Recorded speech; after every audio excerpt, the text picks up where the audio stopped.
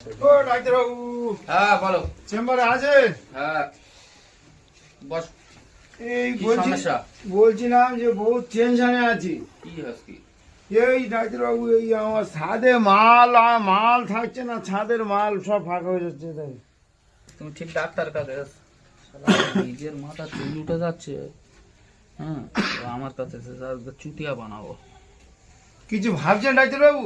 না ভাবছি যেখানকার চুল ওঠার কথা সেখানটায় উঠছে না, জন্ম যেখানে করে না সেখানে ঠিক আছে, আর যেখানে জন্ম করছে সেখানে উঠে আছে। দেখি দাও ওই কসমো ক্রিমটা দাও। কোনটা? কসমো তো নেই, এই ফিল একটা আছে।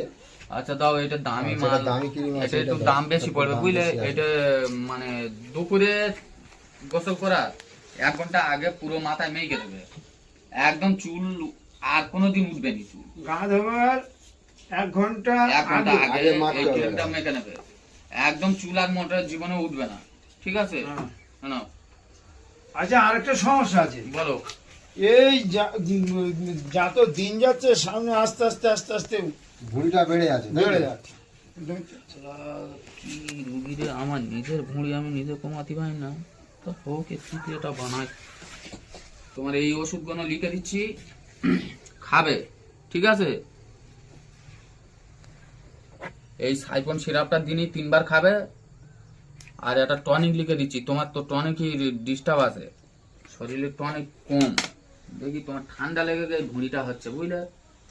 ঠান্ডা লেগে ভরে যাচ্ছে। হ্যাঁ ঠান্ডা, তোমার অতিরিক্ত ঠান্ডায় ভুঁড়িটা হচ্ছে। তুমি সকালবেলা ইয়াজি খাসি মাংস সকালবেলা উঠে খালি পেটে 2 কিলো খাবে, আর দুপুরে পুরো একদম ইয়াজলা মাছ, বড় বড় বড় বড় মাছ ওই খাবে। আর রাত্রে শোয়ার আগে এই যে বড় মাছ বলছি, আমি 5 টাকাটা খুব খাই ভালো। হ্যাঁ ওই পেটি খেতে হবে, পেটি পেটি পেটি কাঁটা এসে করে আমি খাই ভালো।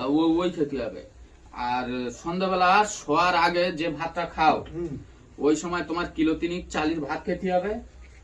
আর মোটামুটি ভালো খাসির মাংস কিলো 3-4 খেতে হবে। যদি এই রুলস মেনে চলো, তোমার খাটাখানি প্রচুর চাপ পড়ছে। তুমি খুব পরিশ্রম করো নাকি? পরিশ্রম খুব একটা করি না তো। পরিশ্রম একদম করোনি, পরিশ্রম করলে খুব একটা করি না। ভুঁড়ি এই করে যাবে। সকালবেলা উঠে হ্যাঁ ওই বাদায় যাই, ওই সন্ধ্যা পর্যন্ত বিঘে 3 জমি ধান কাটি চলে আসে।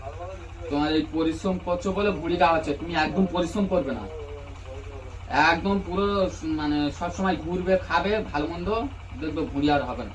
তুমি একদম খাটাখানির দিকে তুমি একটু আগে বলছিলে যে রক্তই চর্বি জমে না, কি বলছিলে না? রক্ত চর্বি জমে আসলো, এই তো রক্ত চর্বি জমে আসে। এই চর্বি কাটাতে গেলে তোমার পরিশ্রম করলে হবে না, আর এই ঠিক আছে?